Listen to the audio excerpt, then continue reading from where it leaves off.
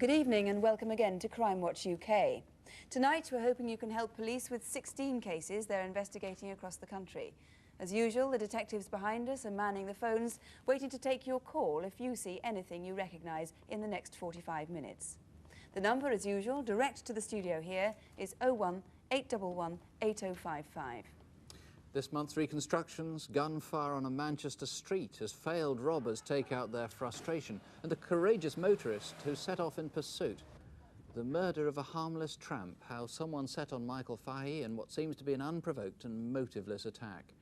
And the booking office robber, the highly agitated man who's been raiding railway stations, and the booking office clerk who wrestled a loaded gun away from him. The first of our reconstructions tonight is an attempted robbery on a security van in the Manchester area 4 weeks ago. One of the security guards was shot at and injured, even when it was already quite clear to the gang that their robbery had failed. In the film that follows, we've left out certain details for security reasons, and our reconstruction begins on the outskirts of Manchester. At about 11:15 on the morning of Saturday, March the 18th, the owner of this Ford Sierra 4x4 stopped at a car wash on Brandlholme Road in Tottington in the Bury area.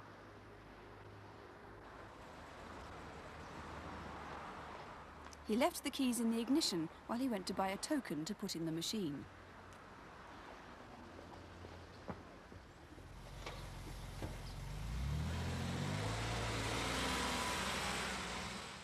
In the few moments that took, his car was stolen. A few miles away, next to the Hustler Snooker Club in Droylsden, tucked away behind a wooden fence, is a public car park. Sometime between 2 and 3 o'clock that same afternoon, a transit van which had been parked there most of the day disappeared. It's 6:15, a couple of hours before closing time at the Tesco Superstore in Walkden. After 4 o'clock every Saturday, there's a discount on perishable goods here, so the store was packed with people as usual. Opposite the store is a pond known locally as the Lodge.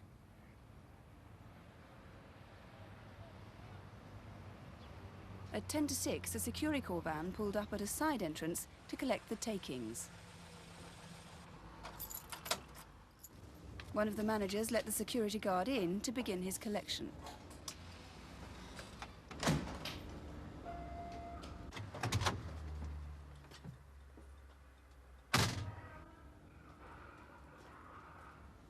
The whole operation took just over 10 minutes.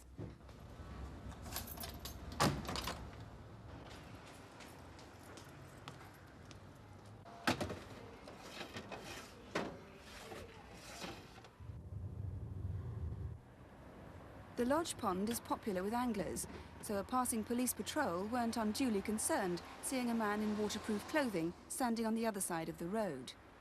The manager remembers noticing him too.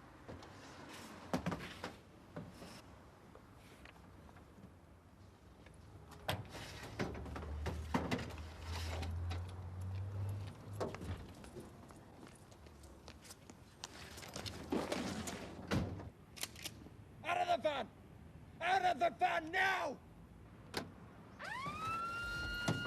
Come on! A motorist saw the blue transit drive out of Tesco's car park. Out of van! Come on! Come on! The van's security arrangements made it impossible for the gang to break into it. Realising he was watching a robbery, the motorist sounded his horn to attract attention, then cautiously drove after the blue transit.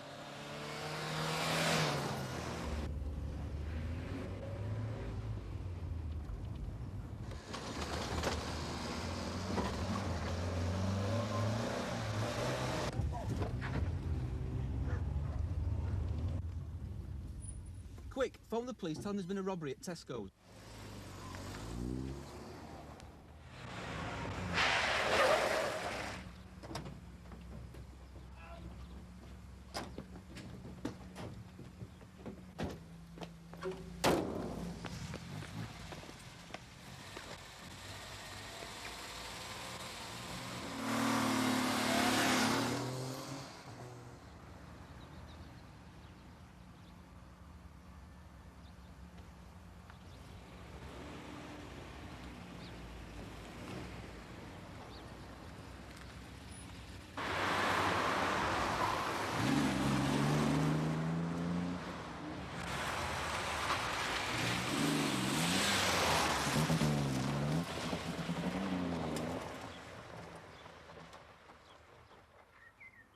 The next day, the Sierra was found abandoned near some allotments behind Harcourt Street, less than a mile from the Tesco store.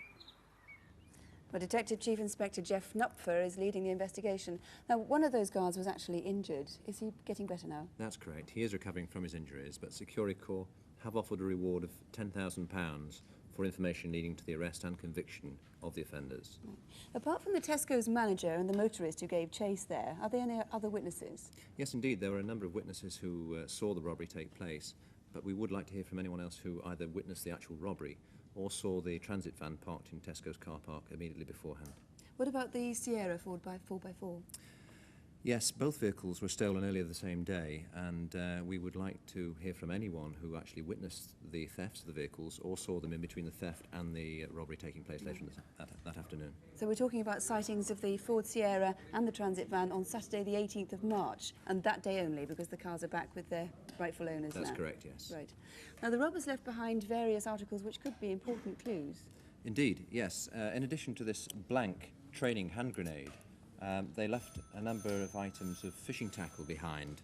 One was this fishing stool, folding stool, and the other, or another, was this rod case, fishing rod case, which you can see has a badge, a Sex Pistols badge on it.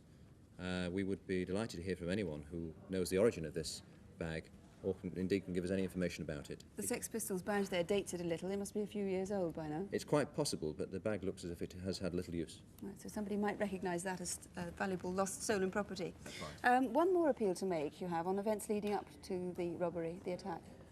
Yes, in the 3 weeks preceding the robbery, a witness saw two men drive into the area in a red Ford Escort.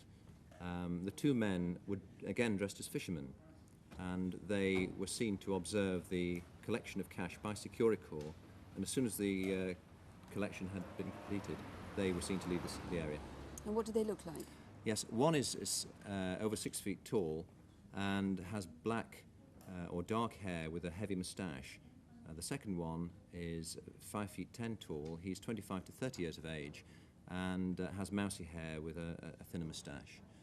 The witness noted that both were dressed as fishermen, but she thought they were a bit too well dressed for fishermen.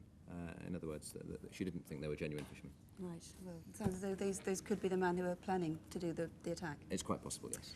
Well, if you know anything that might help find this gang, phone us here in the studio, please, on 01811 8055, or you can phone the incident room direct on 061 855 5310.